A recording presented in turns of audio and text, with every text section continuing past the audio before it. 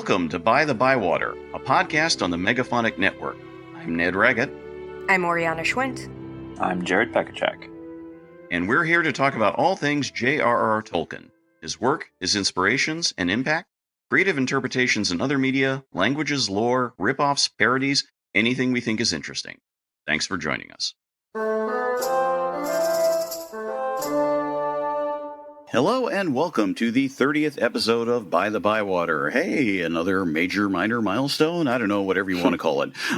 We will not bore you with how crazy, exhausted, and bizarre our past couple of weeks have been. It's been individual, but we can all say one thing. We did all see The Green Knight. It's very, very good. It's great. I can't wait to see it again. I highly recommend. It is streaming on Amazon, not to recommend Amazon necessarily, but you know, there may be other places. Yeah. The bonus that was with the sort of A24 screening room preview, streaming room should be, was, I cannot remember his name, Patrick Iverson? Yeah, the fellow who did Ralph Ineson, yes, thank you.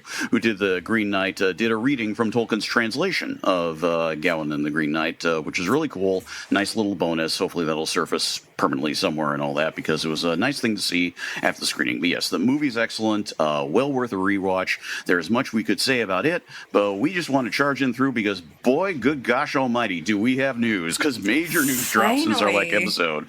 So, Jared, please take it away. Yeah, you know, you wait all year or so, and then all the news happens at once. The two big things that happened since our last episode are, first, Amazon has finally announced details about when their series will premiere, along with an image of the two trees of Valinor, about which there's already been endless speculation. Oh, yeah. Amazon has said that on September 2nd, 2022, about a year from, recording date, the first season of the series will be released. The announcement was timed with the news that this first season is finished filming. The series itself will be following the model of streaming series like the various Star Wars and Marvel releases, where episodes will be one a week. About a week later came some other big news. Amazon has now said that season 2, and presumably all seasons that may follow, will not be filmed in New Zealand, but in the UK. Yeah, in order to combine its overall effort with various Amazon studio productions based there. By default, this becomes the first time a major Tolkien adaptation has been made out of New Zealand since Jackson's original trilogy.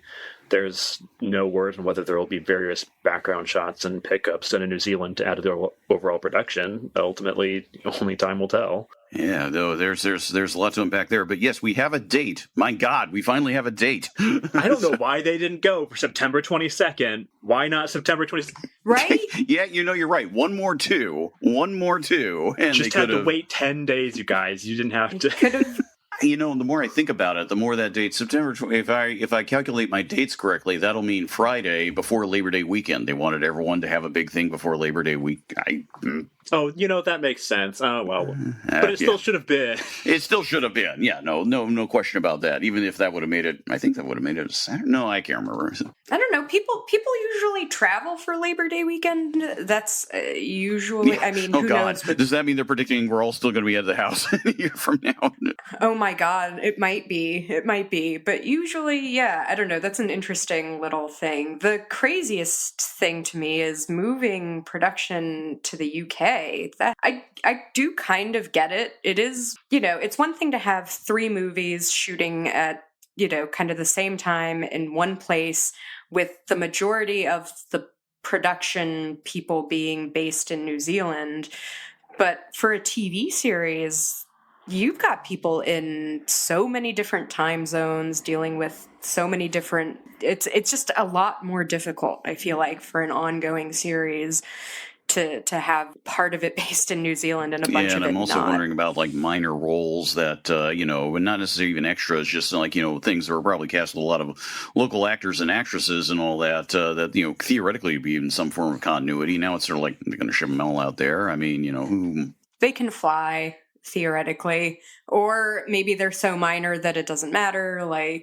Who knows? Because we still don't, other than this fascinating, concept art, the image that we got of presumably Galadriel in Tyrion upon Tuna, seeing the two trees of Valinor. Not sure exactly what that's about. I think I said this somewhere already, but it never occurred to me just how surreal it would actually be to have trees as your source of light. The image is really weird, but not like in a subtle way. It's not in your face, but to me, it's just like, I guess that is what it would look like. Oh, wow! Right? Like the longer you look at it, the more uncanny, for me anyway, the more uncanny it gets. And especially the size of the thing, because when you're looking at it from that angle, you're like, these trees are the size of like a tall mountain or something like that. That's kind of like, well, if you're going to go all in. Again, concept art is one thing. We have no idea if this is actually a shot from the thing or just simply beforehand. But you've given us one bit of art, and yes, there have been some detailed analyses which we will not get into because, wow. They're a little too detailed. Yeah. They are, but it is interesting that that's what they're teasing because it's supposed to be the second age, right? Right, yeah, that was the thing. Right, the whole thing, and it's like, wait, so what are we doing? I'm convinced it's meant to be, if anything, a flashback moment, or it's just one heck of a gift for the fans like us who are like, because, it's when it dropped, pretty much everyone's like, did you see what's in the background? And I'm like going, yes, I did. So, but, I could go for a long sort of wordless prologue or something, Yeah, I would love to see the kinslaying at Alquilunda. I don't know if I would love to see that, but it would be interesting. Well, I don't actually want to I want to see everyone die. See Galadriel going through the ages. I mean, she did the prologue. She did the prologue for the movies. There's no reason why you can't have. It's that nice little tracking Galadriel. Oh wow, no, that's such a good idea. I'll be sad if that's not it. Someone hire me to do something with that.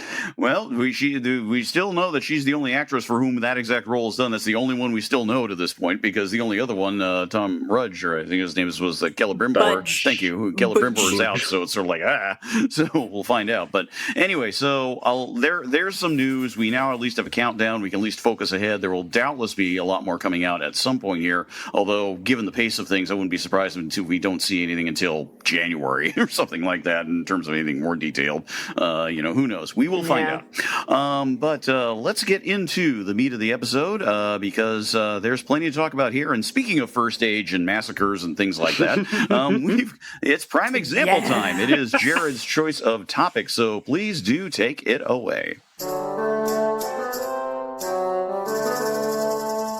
Yeah, I think I open like every single one of my topics by talking about my mom reading this to us as kids. I know part of that is because Tolkien is so foundational to my entire personality that the circumstances under which I first encountered him are obviously going to be pretty important to every discussion.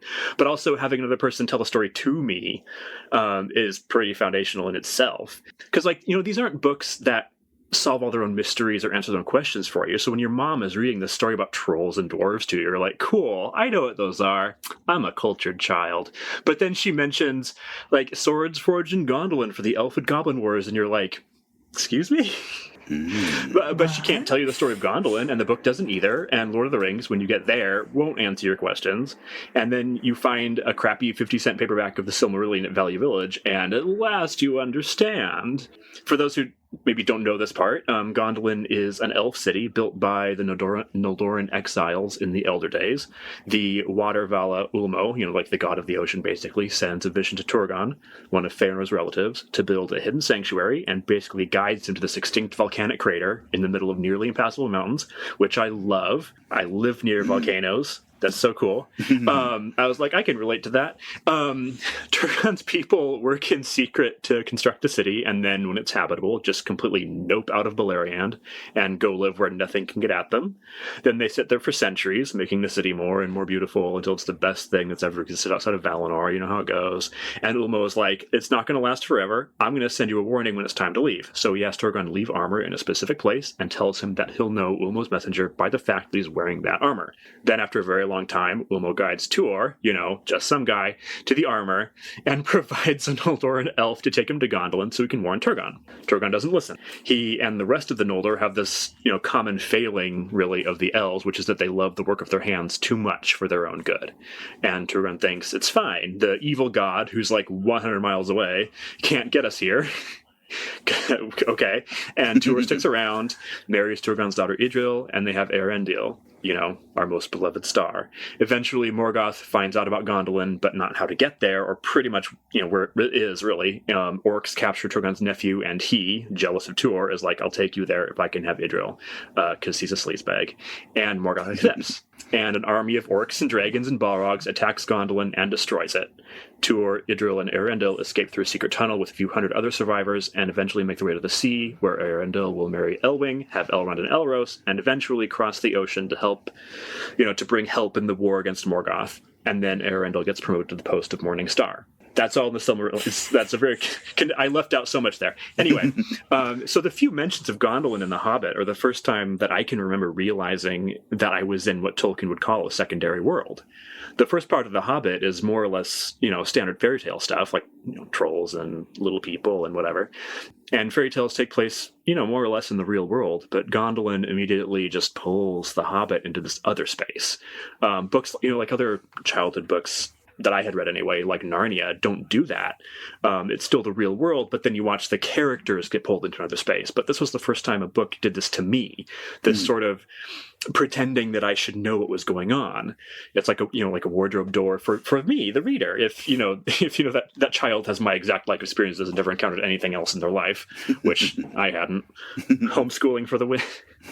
And so Gondolin is still my favorite story of the Silmarillion, even if I have to read it through my fingers sometimes, because this was the first oh wait, what I thought I was in is not at all what is happening. Gondolin is a beginning and an ending, not just for my little baby brain, but for the Legendarium as a whole. It was the first part of it Tolkien ever wrote, for one thing, in 1916.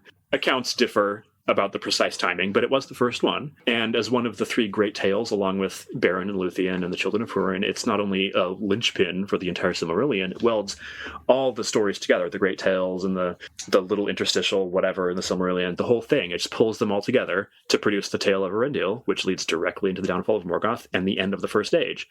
And on a meta level, The Fall of Gondolin is the last book Christopher Tolkien edited, and it was supposed to be the end of the Middle-earth books, but in true Tolkien fashion, we're still getting one more about the nature of Middle-earth. Whoopsie. Just one more? Who knows? Maybe there's even more. We know there are unpublished letters out there. I'm just saying. True. Yeah. And Gondolin also neatly encapsulates a lot of the recurring motifs in Tolkien's work. We have the hidden realm destroyed by its leaders' trust in their own strength, or even just, any realm, not just hidden. We have lengthy descriptions of doomed beauty. We have the woman marrying a much lesser man. Here we go. And then, and there's the heart-rending disaster leading to the birth of something new and beautiful. It's all here, and then it infuses out into the rest of the Silmarillion. The sheer gravitational force of Gondolin is probably only equaled by Beren and Luthien. Or maybe I just think that because it's my favorite. But what do you think? Does Gondolin have the same pull for you that it does for me? The same, it's that diagram you see of space-time being warped by a black hole. For me, Gondolin is the black hole. Is that just me? Does it work that way for you? Well, I can say for myself, as we've talked about before, for me, of course, it was the Rankin Bass Hobbit special that first led me into it. There is no mention of Gondolin in that. There's a mention of the Goblin Wars, but that's about it. So it's sort of that's more generic. But when I first read The Hobbit in the late 70s, I remember encountering this thing. It's a very similar feeling as you were describing, Jared. It's sort of oh God, what is that? Just a little hint of something unexplained to just put in there and let go. And there's more you can read about the way that Tolkien, added elements from the First Age into The Hobbit in the 2-volume John Rateliff edited History of the Hobbit books, which are a very interesting and fascinating read. It does, sort of show exactly how Tolkien started to conceive of it more as part of the larger legendarium. It's a fairly obvious comparison point, but the one that I felt, I'm sure at the time, and which has had, you could argue interesting parallel resolutions in terms of the two tracks since, was 2 years before I read that, I saw a certain film called Star Wars, which legendarily has a mention of the Clone Wars, which are what? Huh? And that was the big mystery, something that happened. Well, we all know how the Clone Wars turned out. Do we though? I still don't understand. I like the series. Let me note that.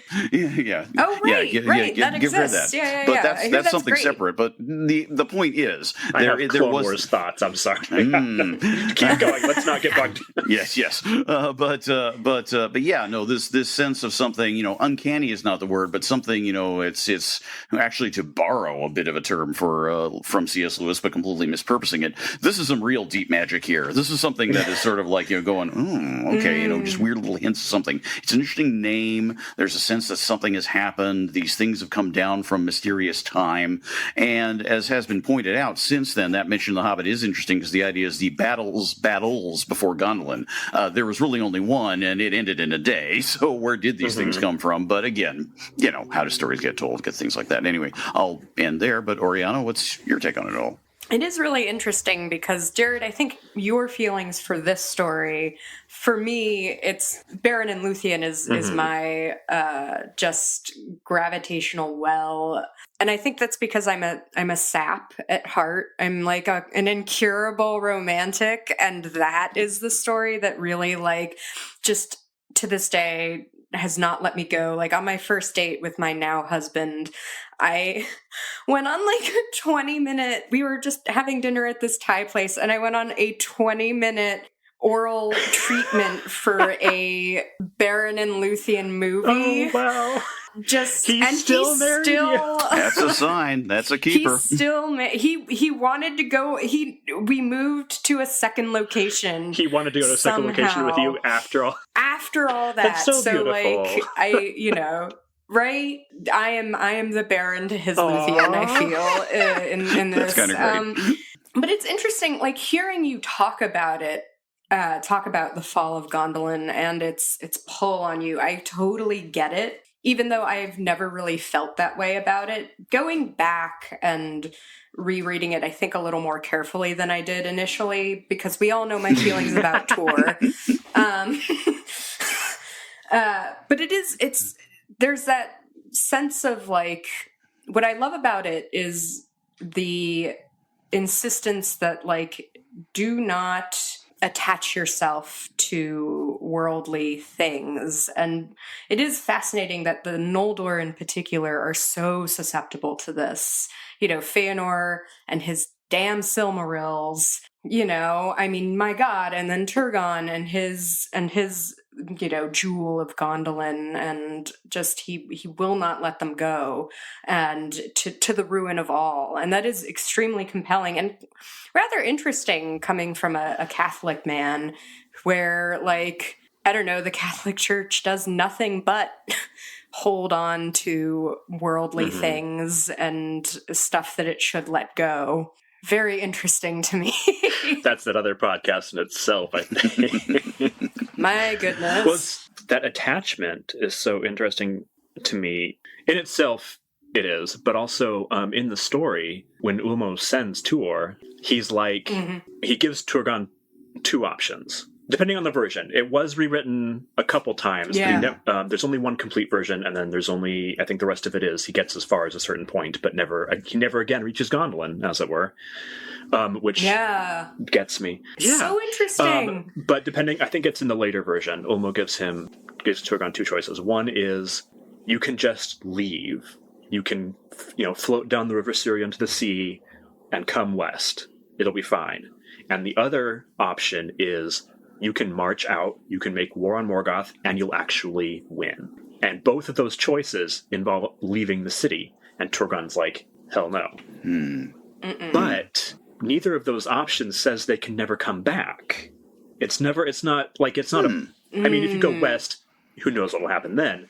But they might have, ironically, been able to save the material city, the city itself, by leaving in one of these two choices. And they didn't take either one of them, and they lost the thing that they thought they were saving. And I don't know, that's part of the emotional pull for me. Because, I mean, there's a ton of stuff I've got that I probably wouldn't give up if somebody was like... I'm kind of a hoarder. It's not quite the same thing, but... I understand the impulse. That actually does make me think a lot about, what are the things, I've never had a place that I like would never leave. So trying to put myself in that headspace is like a fun little challenge. And I get super attached to spaces. Yeah. I haven't left the state I have lived in since I was 8 months old because I love it here. I'd probably love some other place just as much if I ever left, but I can't leave because this is where I live. As someone who has lived in California for most of my life, but not all, although in a weird way, the fact that my life has been early on transitional, given my father's service in the Navy, you sort of hop around. It's a different way to think about family and where one is. That could take a whole nother separate discussion. I won't get into that, but that's an interesting comparison point. What we should have put in the news? Oh, yeah. Very, very quickly. It turns out that for about a year, my father and Jared's grandfather served on the same submarine together in the late 60s. We're still a bit, I'll link to the ship in the show notes, and that's all we'll say. And they don't remember each other, because if they had, that would have been perfect. But yeah, no, how's that for the world? Yeah, no, yeah. Wait, have we told Oriana? But anyway. I this is news to me. I didn't know this. Amazing. Well, no, we're doing what Gondolin does, which is connect some of the disparate threads. Yeah. Okay, so let's talk about something that connects more strongly later as it goes, and that is the whole story of Turgon's, shifty nephew, Maeglin, and all that, because... Oh, man, incel Maeglin, once again, like a weirdo incel is just... Yeah, exactly. And the fact that it becomes this, in the published Silmarillion, so again, it's an assembled story from the ideas puts there, it becomes this thread that weaves throughout the story about how Maeglin comes to be in existence in the first place, what happens to his mother, and how Maeglin's father kills Maeglin's mother, and what circumstances. It's a whole soap opera thing. It's a big soap opera thing. Maeglin is an amazing soap opera character. He is the closest to, and if Turin is the ultimate soap opera human character, Maeglin is the ultimate soap opera elf character. Easy, twisted background. He's clearly self-consciously, I am dark, and all that. So you imagine him only wearing black, and just going canonically does, yeah. So just that sort of thing, and he's great for portentous statements or observing portentous statements. Famously, there's the bit where Tuor's father says, says directly to Turgon at the end of the Nirniath Arneadad, between a star shall rise from our houses, or however it's phrased,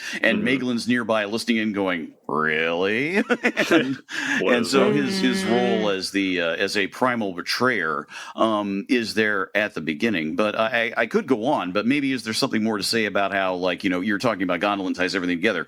That's a big strand too. I mean, it's sort of a key strand. It's the idea sort of would there have been a betrayal if it wasn't for him? Oh yeah, no. There probably wouldn't have been. I don't think Gondolin would have lasted forever just sitting there. Because at that point, I think it depends a little bit on the version that you've got, but I think in the Silmarillion, at the point that Gondolin falls, it's basically the last stronghold of the elves. Doriath has already been destroyed. The sons of Feanor are scattered. Nargothrond has fallen. There's this great moment in the latest, the most recent version of the story that, again, doesn't quite get to Gondolin, but it is Tuor's journey there. This great moment. It's the moment actually when Tuor sees Turin in passing, but it's at the pools of Ivrin. It's the source of the river, and Glaurung has been there and just ruined it. And he's passing through these other stories on his way to this one, and it's such a beautiful moment. I don't care so much about Turin being there, but I do care about Glaurung being there and having messed up the river, and it's a sign that Ulmo's power is fading here too, and this is why it's so urgent that Gondolin does something, anything, and then they don't.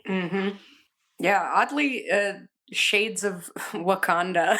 It's the pre-version of the sort of, hidden kingdom that lets atrocities happen outside its borders. They march out to the Nirnaeth Arnoedad, and that's it. After that, they vanish, and Turgon is technically High King of the Noldor. He could do a ton of stuff, but he chooses not to because it would endanger the city. And that's, given the circumstances, that's not, to me, invalid, but... Right. It's understandable. Because, they are pretty much on Morgoth's doorstep.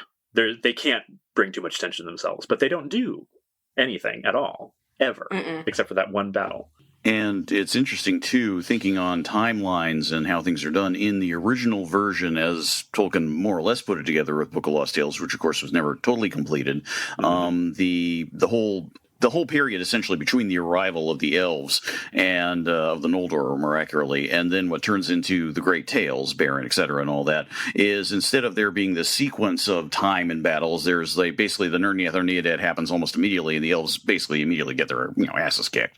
And so everything's sort of like an immediate fallout from that, including founding the refuges and trying to hold out. They marched there to the site of Gondolin from the battle and found it, right, in that original version. Yeah, so it's sort of like it, as in classic Tolkien fashion, timelines stretch and things get revised and more details come in as he develops the story. There is something interesting to be said about that earliest version of the story because, as Christopher Tolkien himself pointed out, this is the reason why the version of the Silmarillion feels so vague, because he basically was boiling down the 1917, more or less, version of the story to fit into the 1977 redaction that is the Silmarillion.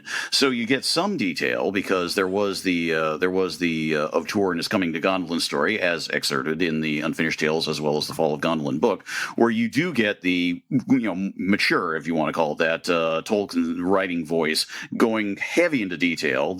What Jared mentioned, the destruction of Ivrin by Glaurung and the directions from that. I mean, it's wonderfully well told. Tuor may still be just a guy.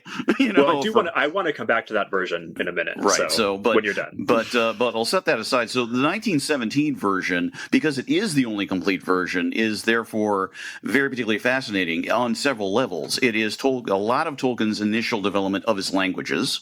So a lot of versions of Elvish that are essentially early forms of that he would yet revise or fine tune. A lot of which still stay the same, of course. But it's sort of like you read it and you get a sense of feeling like, oh, it's a little different.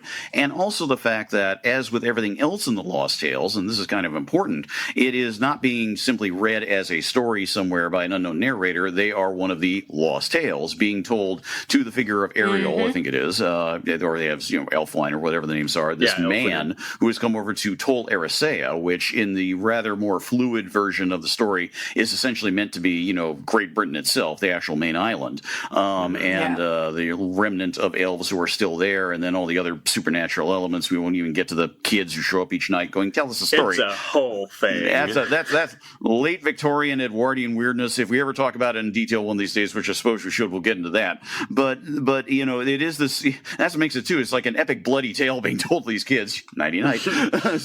But getting that is so interesting because, again, that's also the first thing that he ever publicly shared with anybody, because he did the reading of it in, I guess, the early 20s, I think it was, and that's the first hint anywhere had any idea that he was developing it beyond maybe just his immediate family or very, very close friends.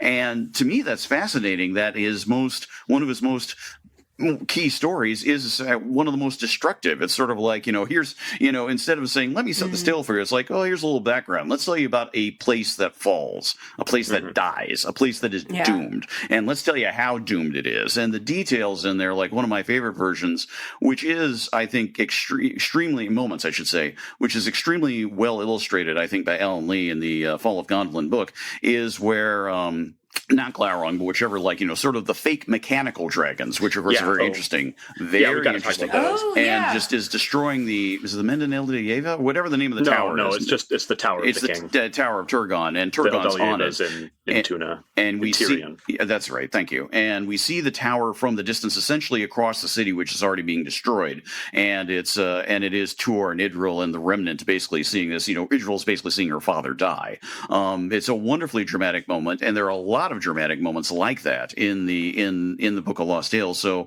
you look at this, and here's Tolkien as a young writer, and he's just really good at battle sequences. He's really good at this sort of siege thing. He's basically setting up something. He is very, very good at showing something being lost and ruined forever, I guess, is the key thing about it. He's set up something, and I don't want to say cheerfully smashing to bits, but he's allowing for it to be smashed to bits, which, given he had already been through World War I and what had happened and all the rest of it, draw your parallels. So yeah, it feels that whole sequence of the actual destruction of the city feels very therapeutic, cathartic to me. Like when you have a child draw a picture about what bad thing happened to them. The bad thing. It's a lot like that, just turned into fantasy creatures like dragons, some of them mechanical. I had read it once a long time ago, and then rereading it for this, I was like, this is this is emotional for him in a way that I don't think he lets himself get emotional later on. It's the sheer mass of destruction happening, just the force of it, the detail, like, oh, well, then they ran down to the place of the gods or whatever it's called, and then that gets destroyed. And these people being hounded across the city through these named spaces, which you don't get that level of detail from most of the other things, I think. You're just like, oh, they were in Nargothrond. There's nothing about locations within the city. But you get that in Gondolin, and you get them as they're being destroyed. These names pop up only to burst into flame, and it's... it just feels therapeutic and cathartic to me. Like, he had to deal with something, and the only way he could do it was by making up a city and then burning it to the ground. With robot dragons that act as troop carriers, and other dragons that are made of pure fire. And this is, the first version is like that. You can see him refining what's possible in Middle-earth and getting rid of that kind of thing later on. But that in itself is really weird and cool? Question mark. It's so weird. Why is it there?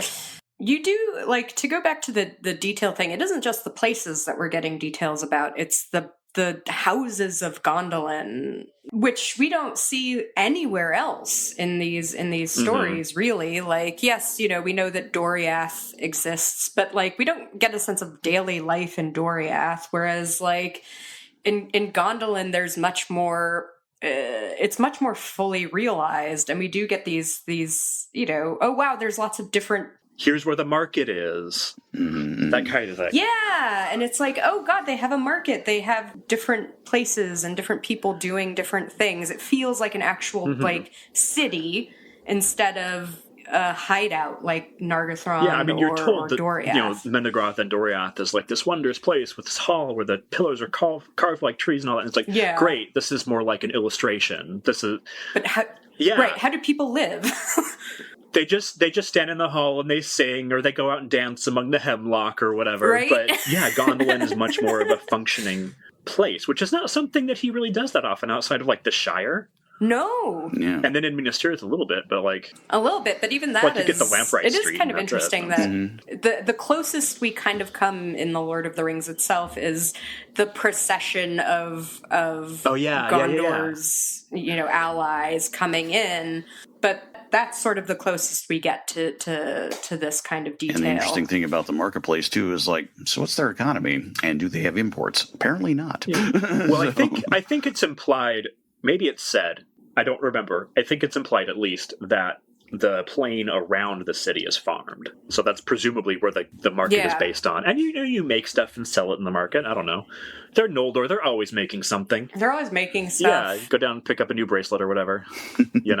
What was their currency? I don't actually care about this. Oh boy, centrally planned. Turned out the whole thing was just planned economy. Right. From each, according to... I was literally about to quote that. Turgon is Karl Marx. I knew it. So no wonder he had to go. But you were going to talk, though, about, Jared, to turn it back. You wanted to talk about the 1950 version, the what would have been the hyper-complete version. The post-Lord of the Rings version, really. Right, yes. Comparing it to the first version is really cool, I think, because the first version is fine. I don't think it's particularly well written. It's very much like a first attempt. Yes, yeah, and that's fine. First draft, yeah. It has the weirdness that you find in first drafts, like the robot dragons. There are robot dragons in Middle-earth, apparently, and it's very much focused on the city. Tuor is kind of there a little bit. He's not as much of a character. He's very much peripheral to Turgon's story. And again, the timeline is much more compressed there, as we talked about. So, it was founded directly after the battle, and it's only been around for a little bit. Right. Well, whatever a little bit means to elves. And then the 1950 or 51 version, I forget the date, starts out with Tuor, and it's more his life, and he's heading through Beleriand to get to the sea. He doesn't know that's what he's doing, but Ulmo's kind of pulling him along. And it's very much the work of a more mature author. There's all these incredible sensory details that are unusual for Tolkien, even when he's writing Lord of the Rings. And weird little things like the spring that bubbles out of the ground all of a sudden to lead him to the river, to lead him to the gate of the Noldor, to lead him to the sea, things like that. And then he gets to Vinyamar, which is Turgon's old home, which I think in this version is called the oldest structure made by the Noldor in Middle-earth. And there's this I think until that point, the timeline is a little unclear for the reader anyway. And you get there and it's like, it's not ruined, but it's old. It's like, I don't remember the time scale off the top of my head, but it's very old. And you realize that for a human like Tuor, this is like, I don't know, what's comparable? Like you're coming on the ruins of Notre Dame or something. It's all of a sudden the scale just telescopes out for a second. And you're like, this mayfly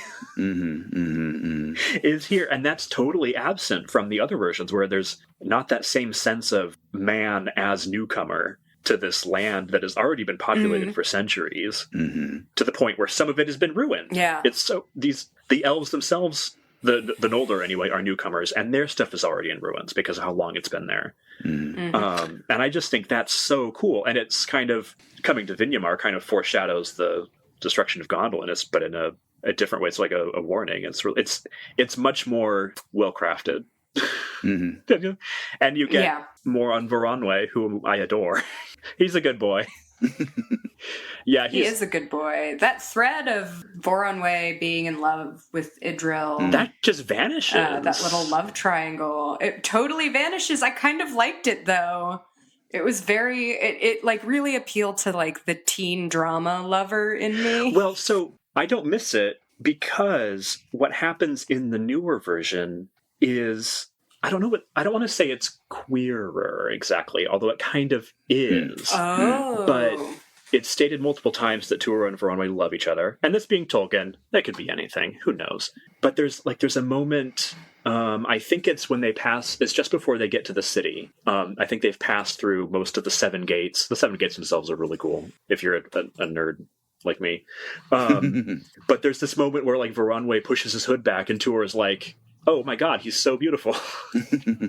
And it's the entire vibe of this version is different emotionally. I don't know, I'm still processing that one because I hadn't remembered that. That also appeals to the teen drama lover. It's a different love triangle. The axes or whatever have shifted. It's just slightly different, but it's still there. Yeah, it's the story ends up, as we have it, being more about the journey of these two men, which, it's Tolkien. I mean, it's not exactly rare, but their emotional connection is given a lot more weight, which is an interesting choice, especially since, ultimately Tuor is going to marry a woman and have Arundel and all that. That's all fine. But I do wonder what happens to Voronwë in this updated version. Where does his life go? It's the level of detail, as you mentioned, in this one is we get a very strong sense, a really strong sense of it's comparable to the Children of Huron's near complete final form of what Beleriand is actually like. It's concretized in a very very specific way, like the Nantasarion, that whole thing. That's much more concrete. Yeah. It was beautiful. I wanted to go there. Like, I, who have trouble visualizing words, like, that is my curse to bear. But I could actually kind of see some of it. It's very well drawn and it's gorgeous. I'm thinking, these are good points. I mean, I'm thinking about moments which is he's very good at showing through Tuor's eyes. He's just a guy, but the advantage of him being just a guy is the capacity for surprise or the unknown. So literally encountering the sea and having to deal with the fact that the sea exists. He's never seen it blows before. His mind. They've never seen it. It's said he's probably the first man to see, the first human to see the ocean. To see the sea. Which is, I don't think if it's a detail that's present in the other version, I missed it, but in this version, it's there, and it's like, it is uncanny, because of course it is. You're the first human who's seen the endless water, like what? And then a god comes out of it and is like, hey. Yeah, and that's the other thing too. I mean, we get a sense from a human level perspective of what it is to meet the Valar, and I mean, theirs are sublime. I love that part. It's utterly sublime. It's sort of like you're having a conversation with an elemental force, essentially. I do want to talk more about Ulmo. Go for it, please. Well, a couple of things, but first, if we're on different versions and details and things and vibes and whatever, I think in the earlier version, Ulmo is just hanging out in Nantasarion or something, and he's like playing on his shell pipes or whatever, and he's much more of like a Victorian sort of god, like, oh yeah, he's just hanging out. He's got like his clothes are like fish scales, and he's got stone shoes, and he's got a green beard or something. He's just like a children's book illustration of a sea deity, which is fine. That's the vibe of the whole thing. It's much more childlike. That's okay. I don't care. I don't love it, but I don't care. Mm-hmm. And then in the newer version, Tuor gets to the sea. There's the elf ruins. I think is this before or after he finds the armor? I can't remember, but he's there. Mm-hmm.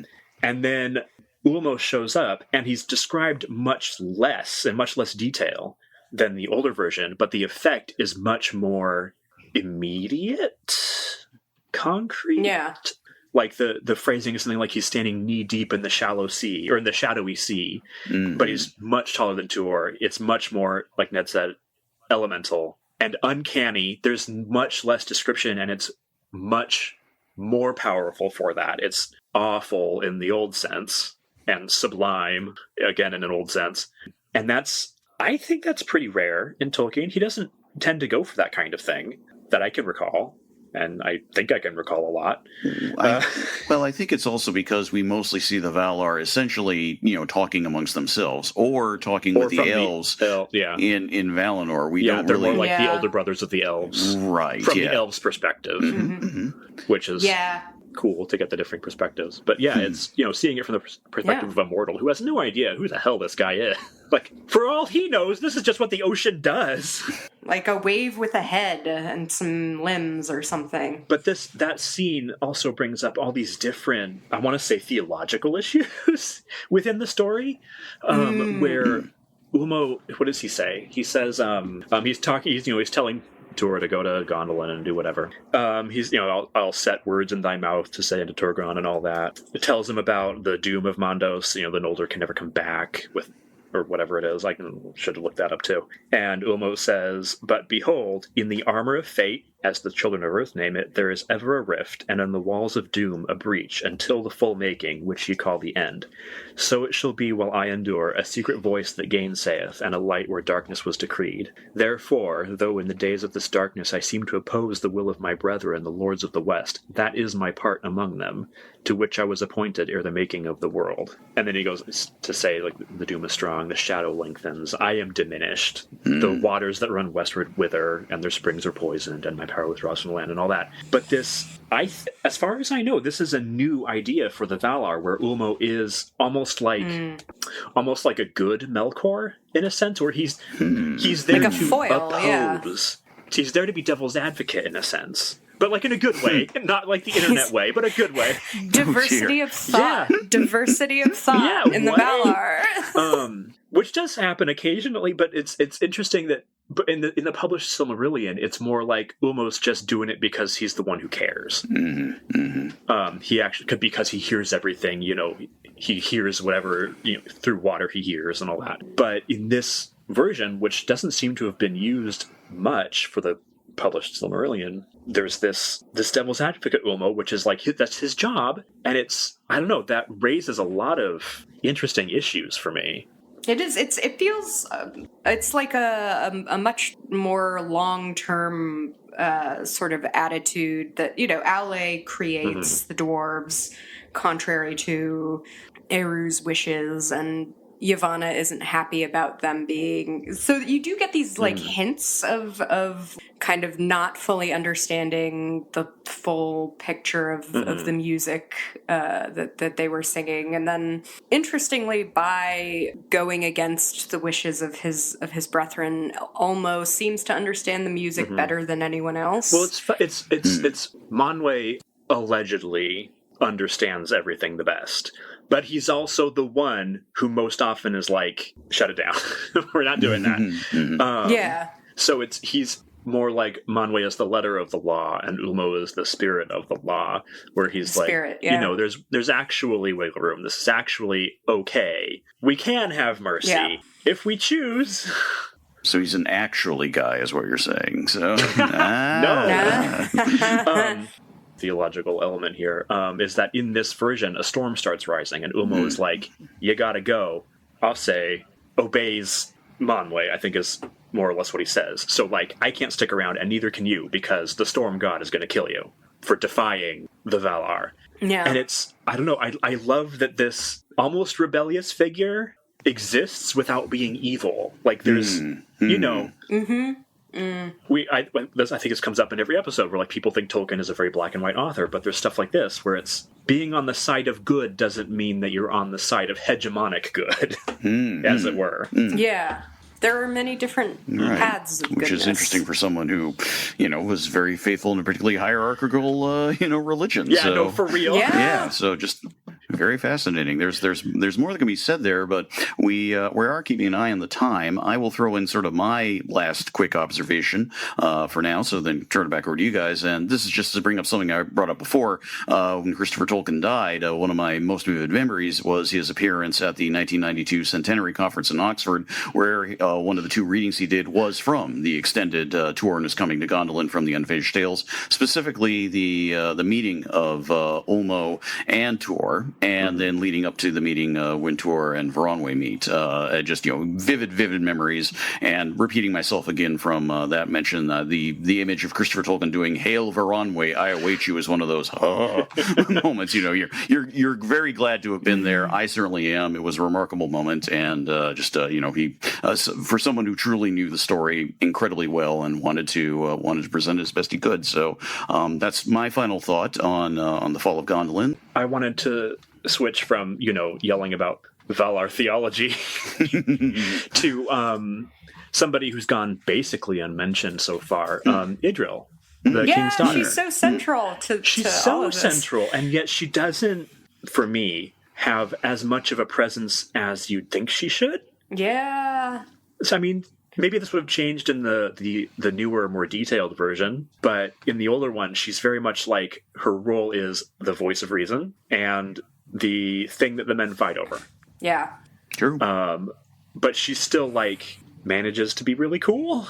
But she also, it's so interesting because so you know how in the Kurosawa movies of the 50s, stay with me. No, I am. Yeah. The women are kind of hysterical, like almost all the time. There's like two modes, like very chill and just 11. But that feels kind of like what Idril is. She really freaks out when people don't listen to her, understandably, but like, she's just like totally freaking out. I do love in that old version where she like puts on the armor, right? Yeah. And is ready to like fight with Arendelle, and I do kind of like this.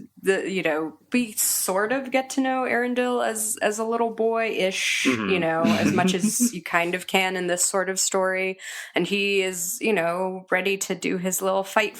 Yeah, he's got his little male shirt on. Yeah, it's the family that fights together saves Middle Earth together. Alive, I guess. Yeah.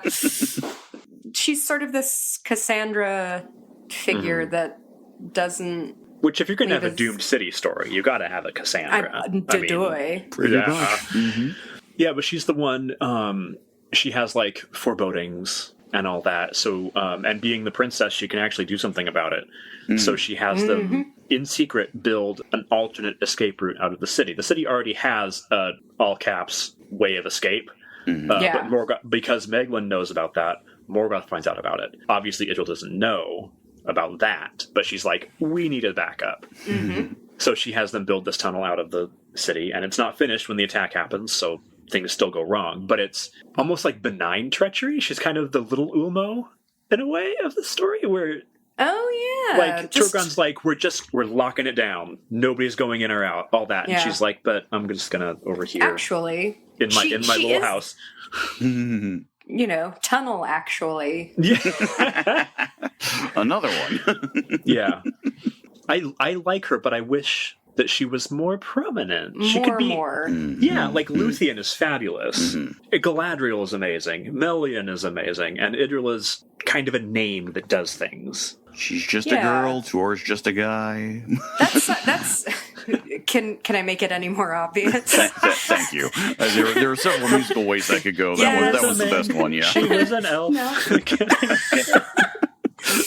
Oh my god! And now Avril Lavigne, Tolkien bard. Oh my god! Idril Lavigne. Oh my god! What have we done? That is not the episode title. What have we done? Oh, isn't it though? No. Oh, 20-year nostalgia is hitting hard with us here, folks. It is. That is, I would love to now, having discussed it pretty thoroughly, like adapt to this for some sort of screen thing, because it would be cool to build out Idril using what is already there. And you totally could. There's enough to go off of. There's just not enough that Tolkien goes off of. Yes. If that makes sense. Yes. You don't have to really invent anything. You just sharpen. I think that really... Yeah. She's the smartest character in the story. Like, she instantly clocks that Maeglin is a creep, and nobody else does. The women's intuition, man. It really, like... And she's just, like, she may not know precisely what is wrong, but she's always aware that something is wrong, which is pretty valuable. Especially in this story where the men are like... it's probably fine. Well, it is an interesting parallel there, too, between that and, of course, how Galadriel and Sauron regard each other, especially when it comes time to the Second Age. Hey, there's that, too. And Galadriel's learning from mistakes. There you go. Yeah. And Maeglin also, again, he's seen as very crafty. It's one of those Noldor things. Hey, if you know what you're doing, you're clearly good. Well, We could do an entire episode about him specifically, because he also brings up a ton of issues in this setting. Yeah. Particularly, I mean, I don't know that we're the ones competent to talk about this, but like indigenous versus colonizer sort of things. But anyway, that's a different episode. Yes, maybe somewhere down the line. I think this is probably maybe my final quasi-thought. Balrogs, man. Yeah. Dude. There's tons. Like, yeah, no, in the there's so many. Yeah, well, like later at some point Tolkien was like, there were maybe 7 of them. But in this story, there's like an army of them, and they ride on dragons of pure fire, and it's part of why it feels so cataclysmic is that there's this literal horde of fire demons attacking the city, and it's still for a minute in doubt whether or not Gondolin will fall. Right. Like very early on, there's still a chance. And that's like a testament to how strong the city is. But also, it's Balrogs? There's so many Balrogs? What is this? What is up with that? I'm glad he pulled back on that, because it does feel a little too overwhelming. You're like, that's part I don't know about this. That's part of the therapeutic kind of thing for me, is like, if you take it over the top, like it's literal fire demons, hordes of fire demons, then he's working some stuff out. Right. Maybe this is actually my final thought, but I forgot about it earlier. The Balrogs attacking means we get the 2 scenes where people sacrifice their lives. Yeah. Yes. To save, which is apparently the only way you can save anybody from a Balrog. But maybe the most beautiful death in the whole thing, not just Fall of Gondolin, but everything, is when Ecthelion, the what's his role, the captain of the guard or whatever he is, the Lord of Fountains, the Lord of the people of the fountain. He has a spiked helmet, which and then uses it to like spear a Balrog, and then he dies in the attempt, and they both fall into a fountain. And the line is something like, "And so Ecthelion, Lord of Fountains, perished after fiery battle in cool waters." And that's the end of him. And it's not a character that you're really attached to necessarily. He's just a guy who's been around. But the way that's phrased is like this weird hush in the middle of this horrible, horrible event. And I just think that's really, really beautiful. And I feel like that's kind of how Tolkien does stuff. Like even after Gondolin, we get Arendelle, and like good stuff happens. But this, in the middle of disaster, there's always this one little thing that's nice and beautiful, even if it is tragic. Like, I don't know, Sam comforting Frodo or that kind of thing, even though it's a very qualitatively different kind of thing. There's just this hush. And then you get back to the horror. Right. Yeah. It's, this one moment it almost gives you the strength to continue on through the horror. Yeah, because I think it's immediately after that Turgon dies in the collapse of the tower, and the city is basically fallen and all that, but there's just this one drop of water in the heat.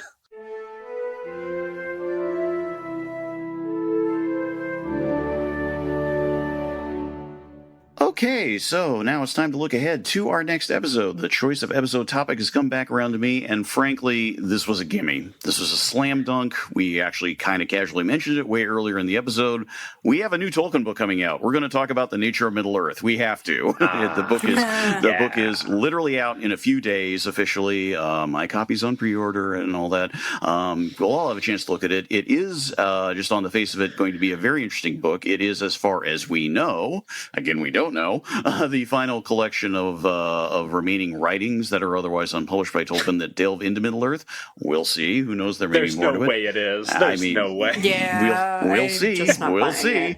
But it is interesting. It is very much the first such volume along those lines post Christopher Tolkien having passed. I'll have more to say about the person in charge of that, who I very casually knew many, many years ago. A solid guy.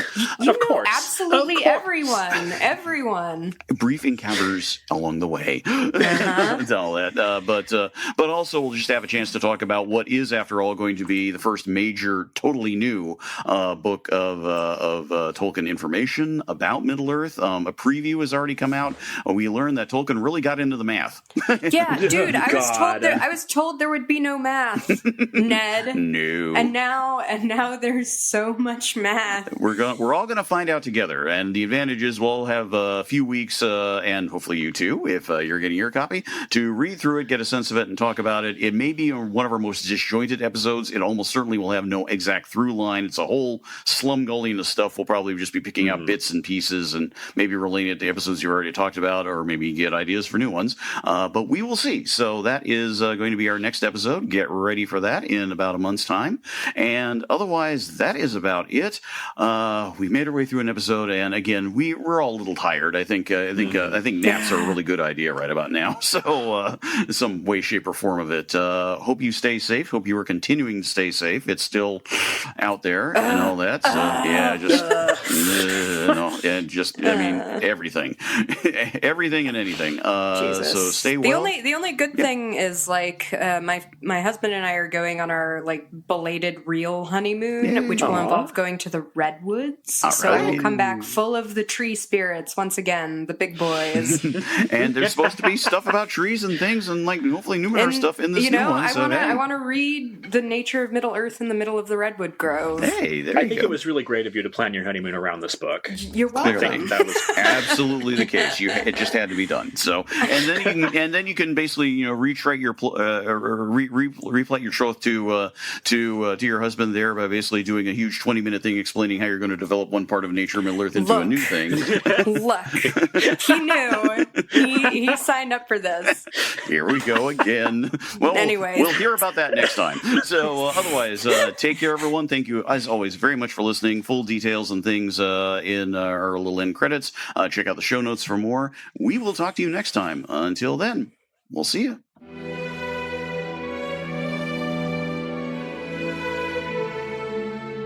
Thanks again for listening to this episode of By-The-Bywater. Please subscribe and rate us via your favorite podcast listening options. Episodes and show notes are at megaphonic.fm/By-The-Bywater, all one word. You can also message us through here. Email us at bythebywater@megaphonic.fm or follow us on Twitter at By-The-Bywater. You can also follow us individually on Twitter and ask questions there. I'm at Vandroid Helsing. I'm at Schwinter, SCHWINDTER. And I'm Ned Raggett, 2 G's, 2 T's. By-The-Bywater is a proud member of Megaphonic Podcast Network. Find all our fancy little shows at megaphonic.fm. We hope you join us again next time. Until then, Namarie.